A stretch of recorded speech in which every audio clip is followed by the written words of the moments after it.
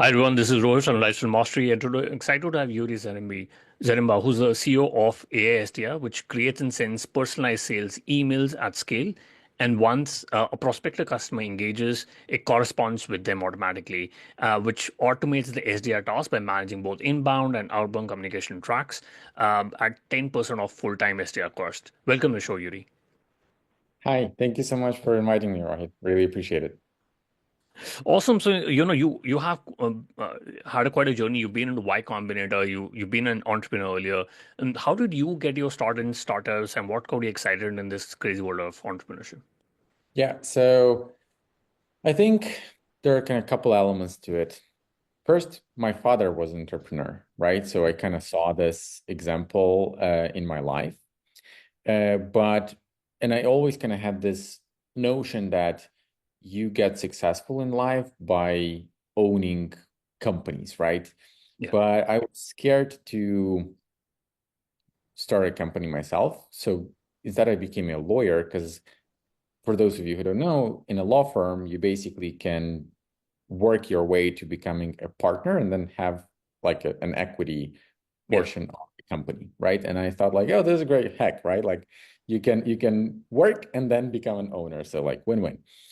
But like somewhere midway, right, in that journey when I was working for like 5, 6 years, I had an idea for like, my first company called Extract because I constantly had to like create legal documents and like copy paste different parts. I'm like, ah, this is so annoying, right? So I decided to create a product, did that with my brother. And at that point, like I started pushing it forward. I'm like, oh my God, this is interesting, right? But it's not gonna go anywhere if I don't like dive into it and like dedicate all my time to it. I can't do this part-time and get to like a meaningful result, meaningful progress. And when I had that realization, I said to myself, like, okay, like you owe this idea, right, to give it a shot, right? And I actually like made a deal with myself and my employer at that point of time to say, like, I'm gonna quit. And if I don't get it off the ground in a year, you're gonna take me back, okay? Right. And Nice. I quit and I started the company and I never came back, right? But basically those kind of three elements. The example of my father, right? The fact that I knew that if you want to like be successful, you have to own things, not gonna work for somebody. And the third thing is like when I had an idea that kind of got me over the hill to like make a leap of faith and kind of get started. Interesting. And was AX draft more about making it easier for legal firms and lawyers to draft and in for legal documents was, or what was the problem that you were trying to solve there? Yeah, so it was automation of creation of legal documents, right? So Yeah. basically, that's how it started. Because when I was a lawyer, it took me like 6 hours to build a like first draft contract. And the way I did it, I opened like 10 templates and then I copy pasted different pieces together, right? And essentially what I thought of like, hey, can I have a library where I just say like use this, and this clause, and then just like get a contract in 5 minutes instead of 5 hours.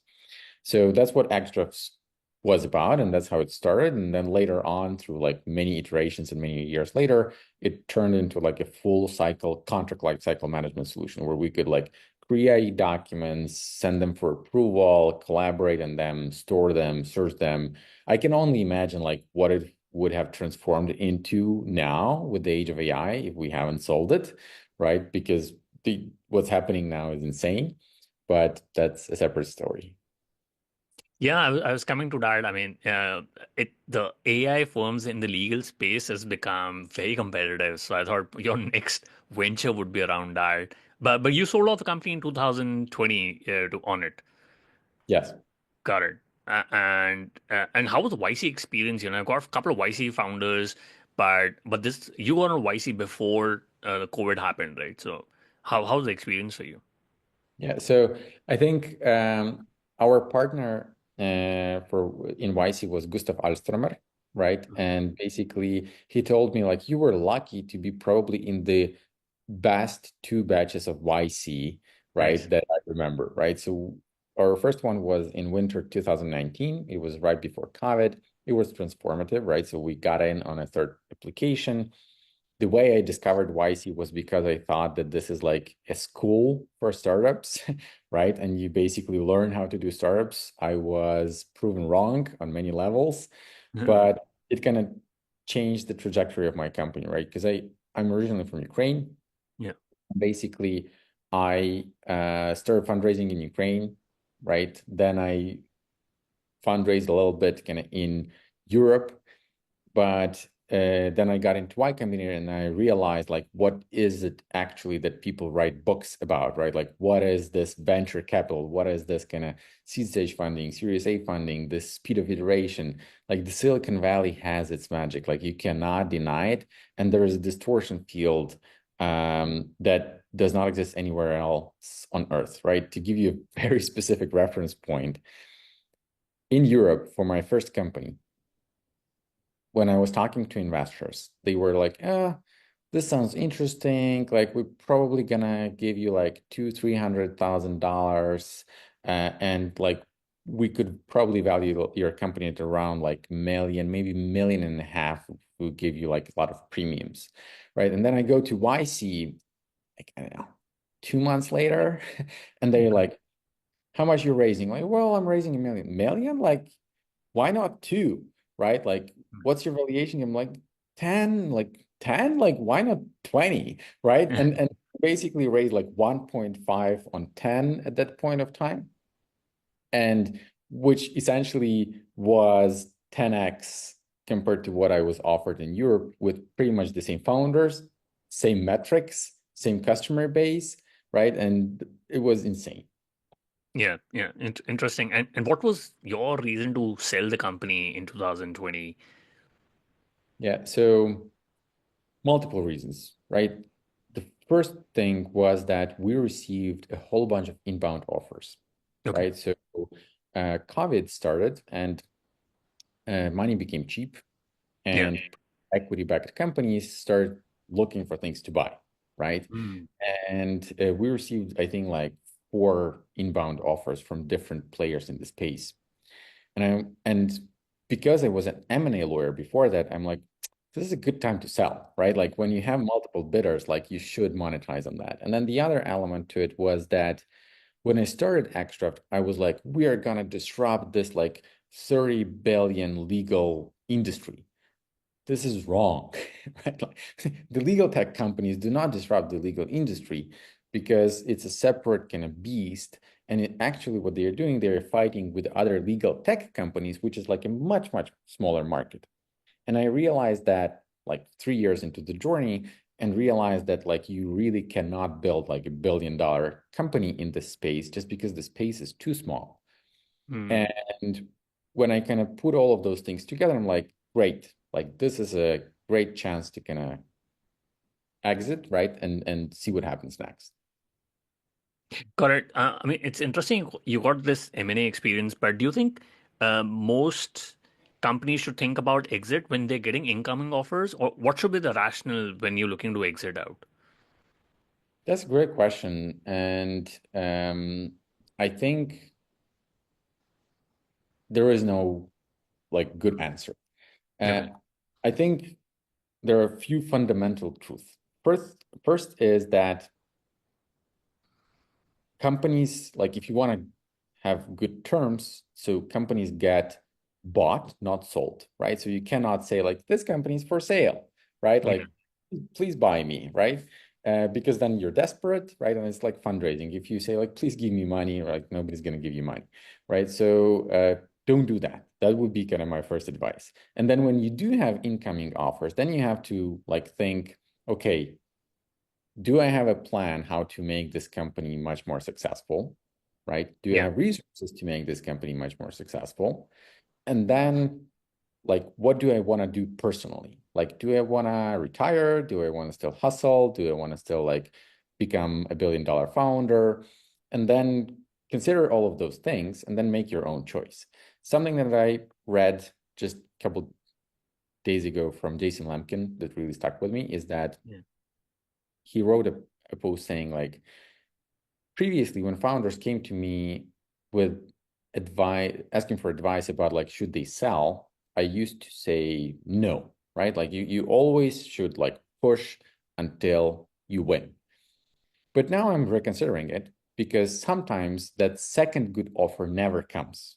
Mm. And basically, what you should think about when you have your first good offer is gonna consider all those elements that I discussed before, and then decide like, hey, should I take this?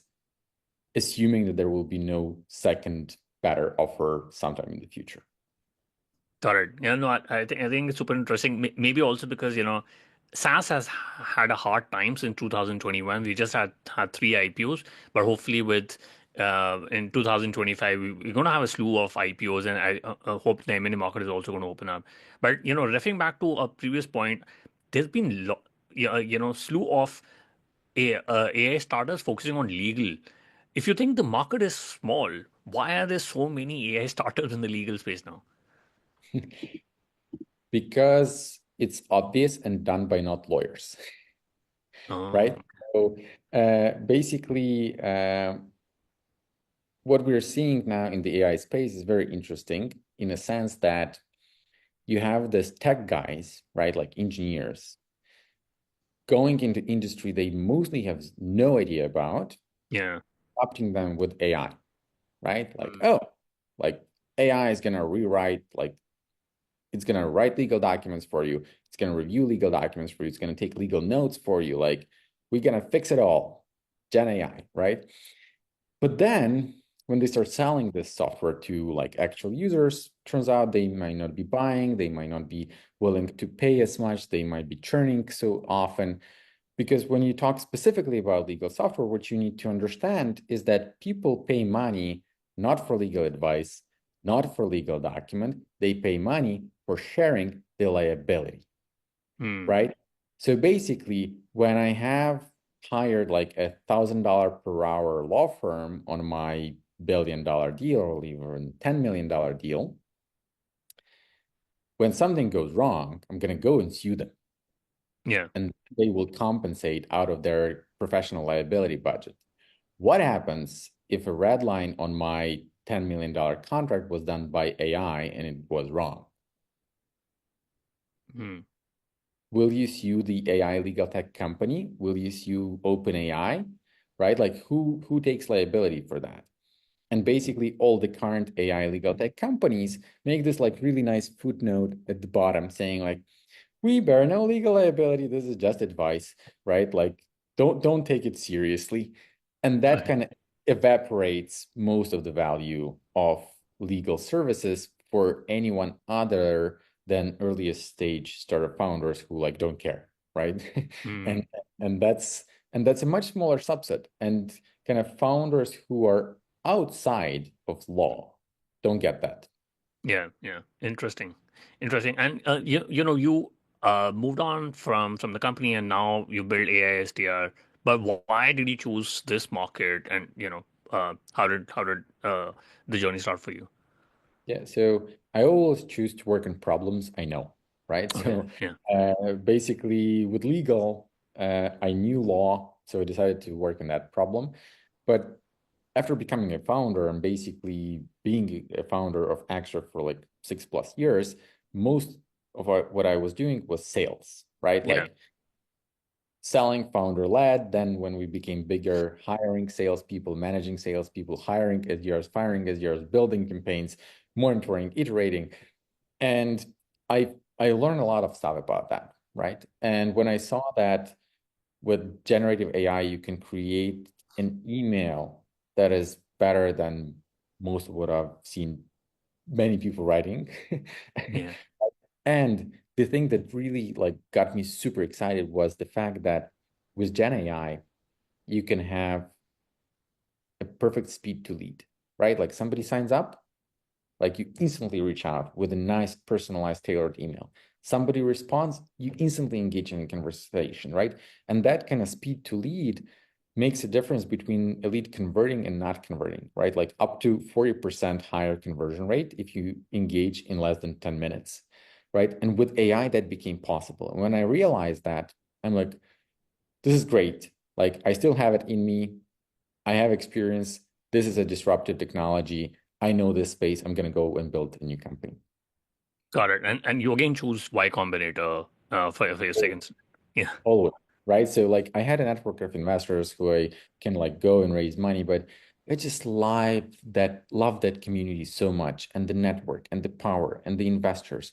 And like I remember distinctly when I got a call from them that we got accepted with AiSDR. I'm like, I'm home, right? Like Hmm. this was so great. I think that if further down the road, I don't know, I start a third company for whatever reason, like Yeah. I would still go through Y Combinator. Okay, got it. Interesting.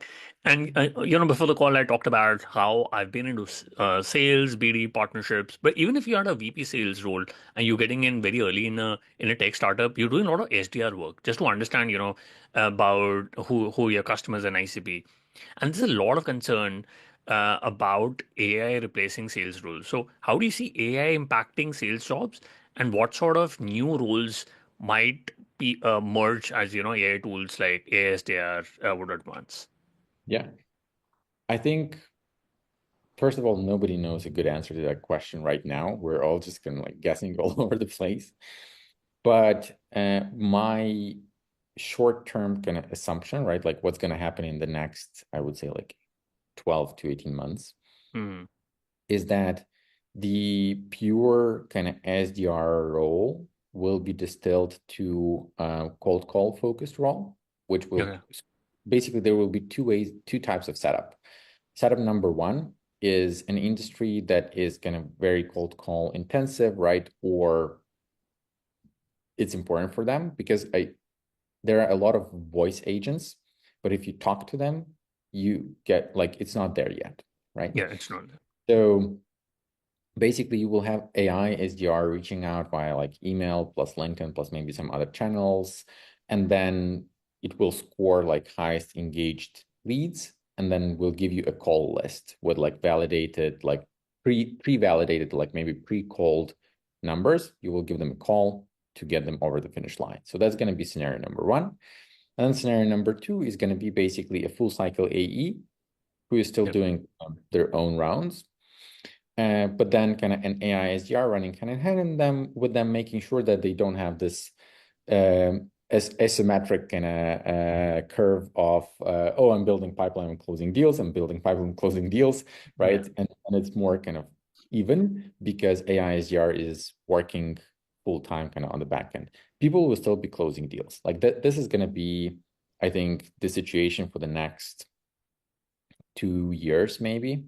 But Okay. then we're talking about everything becoming agentic, right? And then we're talking about like super intelligence Yeah. in 2 years, right? I don't know what's going to happen in the age of super intelligence. Maybe people will just stop buying stuff, right? Because we don't need that. Um, Yeah. honestly, like none of us can comprehend that. But assuming people are still buying stuff and super intelligence like super expensive, what I would expect is basically the sales process becoming more AI driven in the sense that things that are self-serve today will grow in check size because you will be able to learn more without actually talking to a human, right? So Yeah. basically AI demo avatars who will answer questions specifically to your request, AI demo walkthroughs, etc. And then you learn from that, and then you make a buying decision. And what is now like, I don't know, an under 5K ACV self-serve process becomes like an under 20K ACV self-serve process Okay. enabled by AI. And then what's going to happen there, and I think this is inevitable at this point of time, is there will be like a buyer AI, right? Which is basically going to be pre-screening all the offers and then giving you a short list of like 5, 10 products. And and there will be kind of two things driving towards that buyer element. The first one is the fact that there will be so much kind of outreach because AI multiplies that. But another very important thing is that I think there will be an explosion in offerings, right? Because AI enables product creation, right, at low cost and low skill, if you can say so, right? And essentially people will be able to choose not from 10, but like 100 vendors, which will have Yeah. like different pricing points, and it will be difficult to choose. So you will need to have an assistant for that. Interesting. But you think cold calling will still be there For now, right? for now? I can easily imagine that kind of AI voice agents will get there in terms of quality in the next like 12 months or so. And then cold calling is also going to be replaced. But I think at that point of time, what's going to happen is that people will stop taking calls at all, right? And Interesting. essentially, because like robotic cold calls is A, very intrusive, right? Because it's a phone call and we cannot ignore that. And B, unlimited. Yeah. So, and I imagine easily that kind of one of two things are going to happen. First is um, carriers or providers like Apple will just detect and block. You will have like a trusted contact list, and that those will be the only ones that will be getting through, like no one else at all, like your favorites in Apple contact book, right? Or people will start calling through not phone, right? Like basically WhatsApp calls, right? Or like Facebook calls, which are guarded by the platform owners, right? Mm. Who are already blocking it. So I think that's how it's going to go. Got it. Interesting. And especially for SDRs and sales guys, how do you find that balance between automation and genuine personalization? I think in the last 2 years, uh, the personalization has improved, but how do you find that balance? Should every email be personalized? You should look into their LinkedIn profiles and do that sort of research, or do you think that balance is going to come in the next 12 to 18 months? So I've seen very different flavors of that, right? So we have customers who write this like 50-word emails, which is like Mm. one sentence personalization, and maybe personalization in DPS, which is now Yeah. considered to be like the signature move of AI. um, but I also have a customer who writes this like 3 paragraph, like half a page emails, Yeah. where like two of those 3 paragraphs is a life story of a prospect. Mm. And I told them like, don't do that. Like this is weird. And they like, it's gonna work. It's gonna work. Like just do it. And honestly, it does work, right? So like 50 emails sent, 2 meetings booked, right? Which is Yeah. insane Yeah. to me. And therefore, I think there is no kind of good answer to your question. But on the meta level, what is fundamentally true is that personalization relevance matter much less than a good understanding of your audience and an offer that would resonate with that audience, right? Mm. If you write a very plain email saying that like, hey, my name is Yuri, I'm like I'm gonna give you $100,000 to help you grow your startup just because I'm feeling like out of my philanthropic um, interest, right? I will get a lot of responses to that email, a lot of responses, right? Maybe some Yeah. people won't respond because it sounds like scam, right? But when Yeah. they check me on LinkedIn, right, they would see that I'm not a Nigerian prince, right? And therefore, kind of will engage with the email pretty fast. Interesting. And when it comes to AI-driven sales tools, what metrics matter to you in looking at what is success? Do you think metrics like reply and open rates are still relevant? So reply rate is definitely relevant. Open rate is less relevant these days, especially with the latest Google updates where they give you like this huge banner, like this is spam. Um, reply rate is relevant because reply rate basically shows you whether the email is delivering and whether people care to at least some extent, right? Because if Right. we have a campaign and we're not getting like not interested replies, it something is wrong, right? So it's still kind of a good signal. But then obviously the metric that really matters is meetings booked, right? Yeah. And that's kind of what we track. And then later down the road, what I definitely will be tracking is conversion to revenue closed, because that's the ultimate goal. Correct. Yeah. Because, what I've seen is a lot of SDRs don't want to remain SDRs. They would want to, after 2 or 3 years, want to get into the AE role. Uh, but I mean, when I initially take on a job, I do a lot of cold calling just to understand the product, how to sell it so that I can tell it to my teams later on. I really like that metric of conversion to revenue book, because then it, gets to know if the revenue is high quality or not. And I've been into startups where I have built playbooks, or I've had founders who build the playbooks. So, what do you think, should the head of sales or the head of BD, should they be making the sales playbook, or do you think the founder should be building the sales playbook? So when I was a founder, the first time I was building the sales playbook, Okay, right?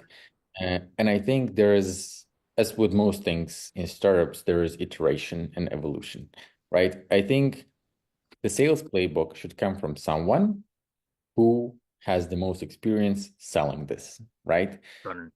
In all cases, right, at the beginning, it is a founder, right? And being able to kind of sit down and codify in a structured way, like, this is what I did, this is what worked, is going to be very helpful to your first few sales hires, right? But Yeah, then when the transition happens, things will start breaking because like a founder can say like, no, we don't have this feature, but next week we're going to build it, right? The sales rep cannot do that. And essentially they will be adding kind of more elements to it. And then at some point of time, when you basically hire your first VP of sales, it should take everything that you kind of scribbled in your notebook for the past like year or two or whatever, and then turn it into something that is structured, scalable, and easy to replicate, right? And that's going to be the kind of iteration of your sales playbooks. interesting. I just want to follow up on what you said. Like, if when you've done founder led sales, Jason Lemkin says like you should hire two SDRs, junior sales reps. But I've been in a situation where I was hired after the founder as a VP sales. So what should a founder do, especially somebody who's got a bit of a product market fit and he wants to move away from founder, wants to uh, coach and expand their sales. Should they hire a VP of sales, or should they hire two SDRs like what Jason says? So not an expert in this, right? My personal take is that you can't skip steps, Mm, right?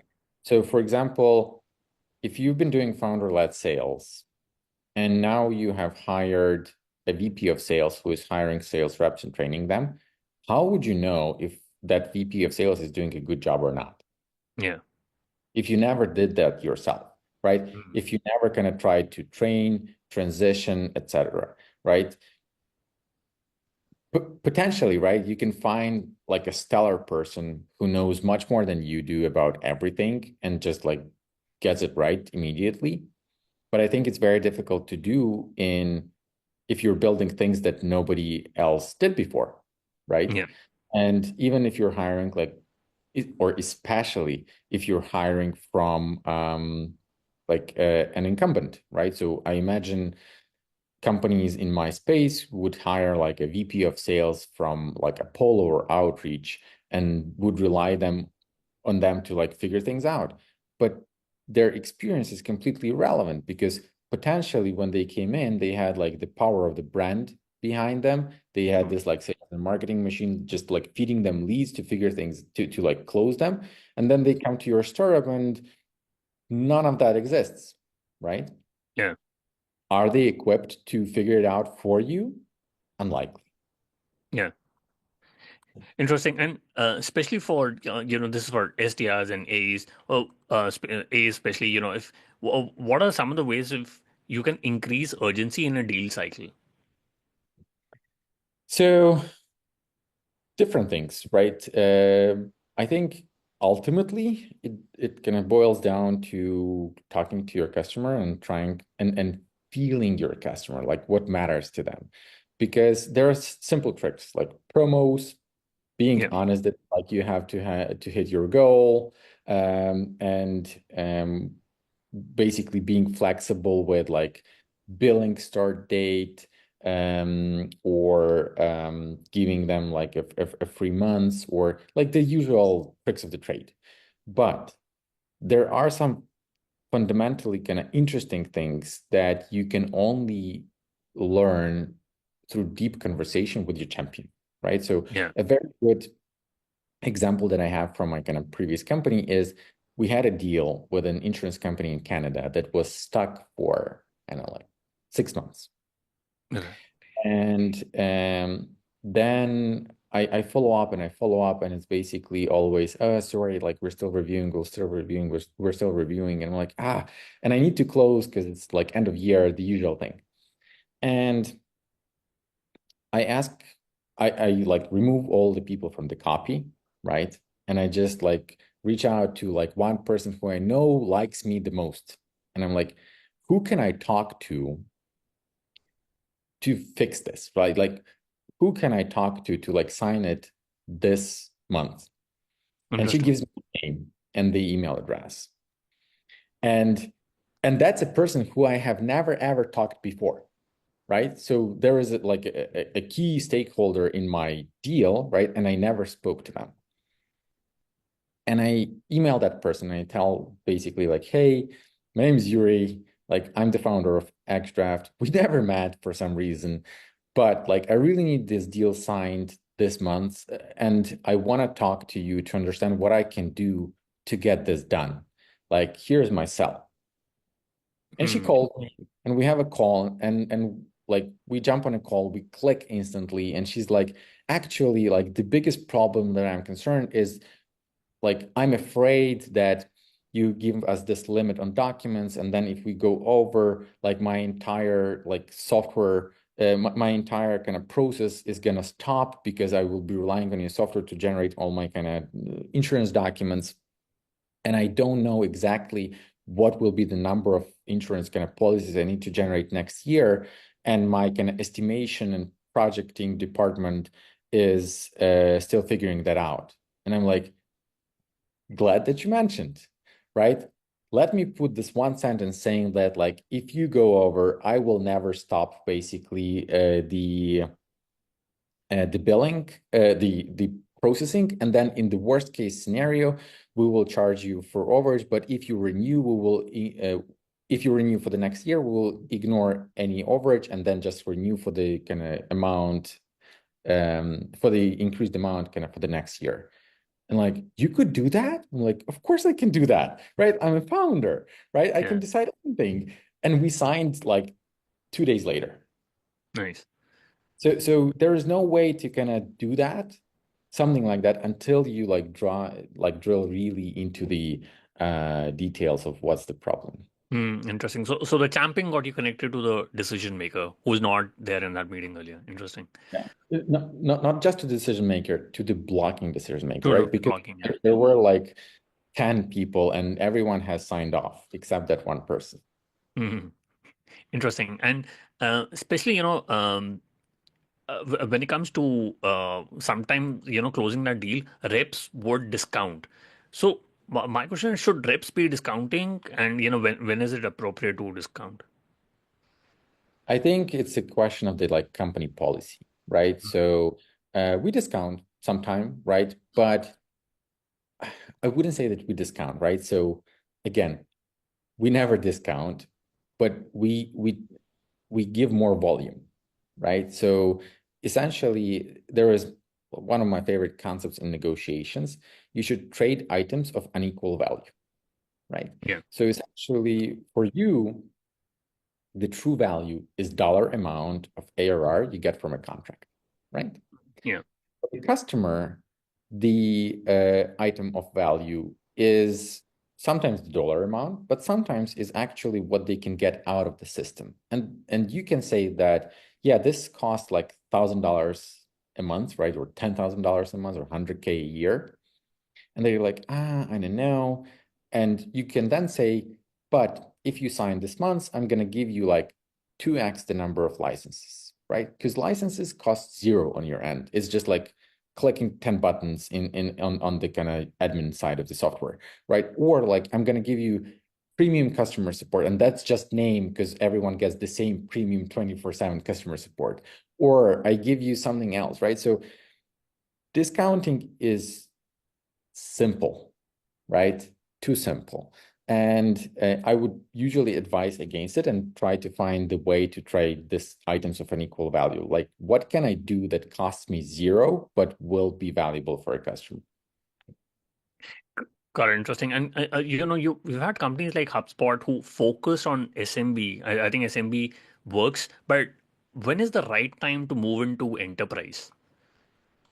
When you're ready as a product, right? Right. So, for example, currently AiSDR is like super focused on SMB because we are like a relatively early stage startup, right? We integrate kind of with the entire tool stack for the SMB. We're not SOC 2 Type 2 certified, although that is coming soon, right? Because we want to be able to play in those upmarket deals. But for us, that means Marketo, Salesforce, SOC 2 Type 2, right? And many other things. And also sales reps who know how to sell into enterprise, because that's a totally different motion that is more kind of relationship based and in-person meetings based and like sponsoring events, right? So you Yeah. have to understand that balance, that it's not that one day you decide like, oh, I've been selling to like small companies, but like tomorrow I'm going to close Salesforce, right? Mm. You can't do that. You have to be product ready, team ready, and budget ready, right? You have to be able to spend more to land those like seven-figure deals. Mm. Got it. Got it. Interesting. And when it comes to hiring, what are some of the top signals that a candidate will make for an amazing sales rep? This is especially for founders who are looking to hire the first sales rep. So one rule that I like a lot is, would I buy from this person? Mm. Right? And if the answer is no, like don't hire. Mm. And second is what kind of questions people are asking, right? Mm. So when people are asking questions about like, um, how often do you how many of your reps like close quota? Like how many of leads are like inbound versus like hunt yourself? Um, what's your vacation policy, right? And kind of things like that. Those are totally normal questions to ask, totally normal, right? And I actually strongly recommend everyone looking for an account executive job to ask questions about like quota attainment, things like that, but in a bit more mature companies that have established processes and can answer the question. And essentially, you are evaluating like, can I be successful in that company? For a startup, you have to look for a person who is an entrepreneur more than a salesperson, who is like Mm. so hungry, so curious, so wild and inventive that like it doesn't matter for them whether you've been successful before, whether they have to hunt their own leads or whether those are inbound. They are just curious to like get the product and get it to market and how it's going to happen. Like they trust themselves to figure it out, right? So Mm. like those unreasonably ambitious, hungry people like would be the best candidates for the kind of early stage startup sales roles, in my opinion, and they are very hard to come by. Mm. This kind of in this environment, I would also look for people who are investing in their own personal brand, right? So basically, when they are building out their like LinkedIn following, etc. So because that helps with sales as well. But do not hire people who only invest in their personal brand because that's also spells trouble. Yeah, yeah, no, absolutely. And when it comes to growing your channels, what sort of channel partnerships are you doing, and what sort of uh, different growth strategies are you doing to grow more awareness and get more leads in for ASDR? So for now, we're pretty, I would say, non-aggressive in that way, right? So we invest in kind of more long-term things. We invest a lot Right. into content. We invest a lot into like personal brand development. We have a really good name that works really well for us in terms of kind of organic search results. Yeah. Um, and we are just established a partnership program where we basically look for companies who are like sales consultants, marketing consultants, CRM integration consultants, where AiSDR would be a good fit to kind of plug in. And we give them a generous revenue share to basically make them part of our stack. It's in the early days. We're still kind of figuring things out.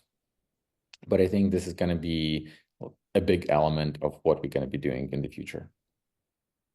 Got it. And I recently read an article about from Jason Lincoln where he said that AI is eating into SaaS margins, and I think going forward, a lot of VCs are investing more into AI, but not into SaaS because it looks like it's more looks like a PE multiple, PE sort of investment for SaaS companies. But for SaaS founders who want to incorporate AI or AI SDR tools, what would they need to do, and what do you think are the biggest mistakes to avoid? So, biggest mistake to avoid is to try to build in AI just because people kind of talk about it. Yeah. That's like the number one biggest mistake to avoid.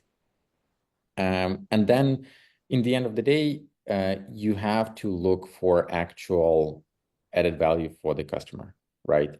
Yeah. And true commercial applications, right? So like coming back to my first company, Xtract, right? I would probably focus heavily on like AI contract review, but in a way of AI contract review assistant versus like AI is going to do it for you. I would probably not go deep into like AI contract drafting because I think it's too difficult. But definitely kind of AI document analysis would be like a big thing.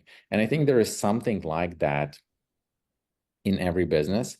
Like I would go into your software and try to and talk to your customers and try to understand like what is the part in my software that people are spending the most manual work on, right? That could be, I don't know, like database search, that could be workflow setup, that could be all sorts of things. And then ask yourself, can I automate that with AI, right? If there's nothing like that, then talk to your customers and ask them, like, this is what you do with my software. Are there any adjacent tasks like before or after you interact with my software that you spend a lot of time on? And then ask yourself, can I automate that with AI, right? Because that would be a nice, smart, thought through way to build it into the workflow and product versus hey, like we are now offering an AI chatbot in our app, like Yeah. all support questions and it's going to answer because that's just nothing. Yeah. Yeah. Interesting. And especially uh, heard stories about companies like Klarna who have let go of Salesforce and Workday, and they are building the internal tools. Do you think going forward, a lot of companies are going to build in these sort of tools internally, like hire a third party company and solve that problem, or do you think this is like a one off thing?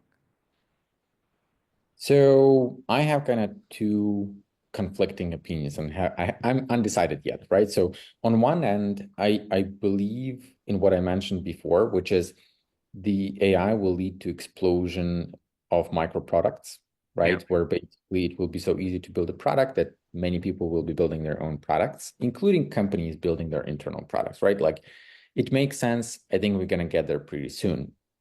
Yeah.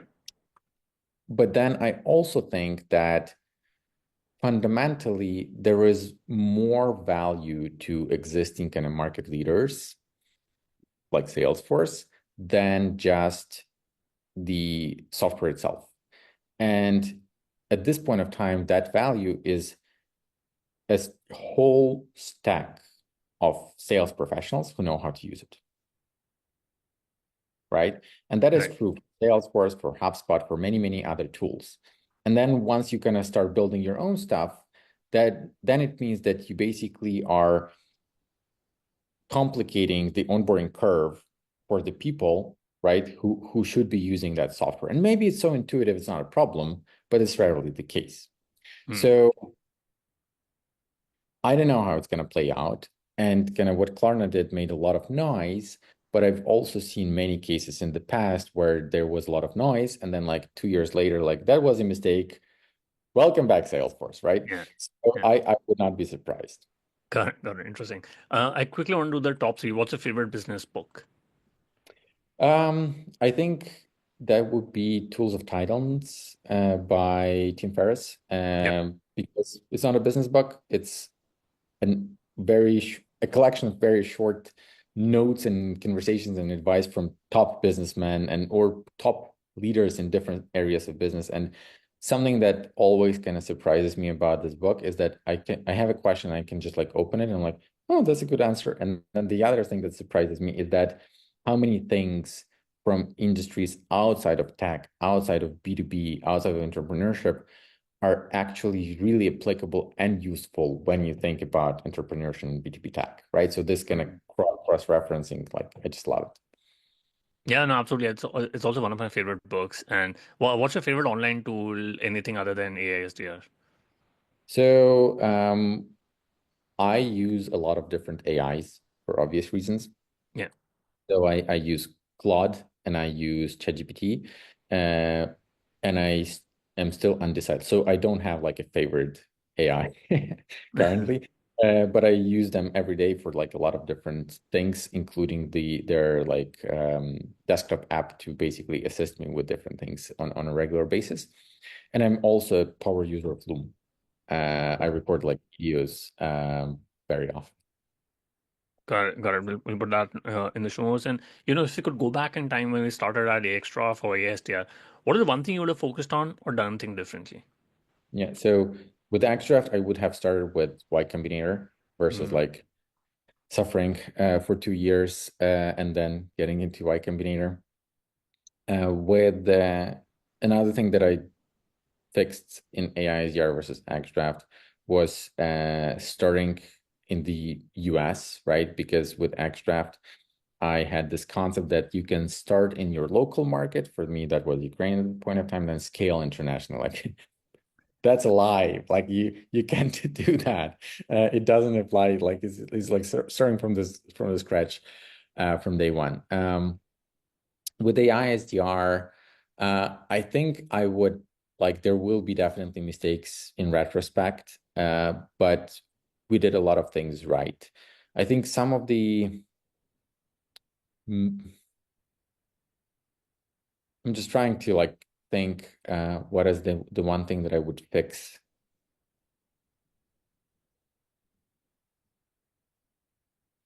Don't know, honestly. Like probably we slightly kind of delayed the multi-channel outreach, right? So we were like from the top players in the space, we were last to launch to go beyond email. We Yeah. probably could have done this sooner, but I had like very strong conviction that like we shouldn't do it, but then market pressure like pressured me into doing it. So Got it. Got it. Interesting. And what's the best way people can reach out to you and know more about ASDR? LinkedIn, right? So Yuriy Yeah. Zaremba, very active there. You can learn a lot more things from me by following me. And also, I just recently started my Twitter. It's YZ at like underscore AISDR. So you can check it out as well. Got it. We'll put down in the show notes. Yuri, thank you so much for taking your time and speaking to us. I really enjoyed my conversation with you. Thank you. Likewise.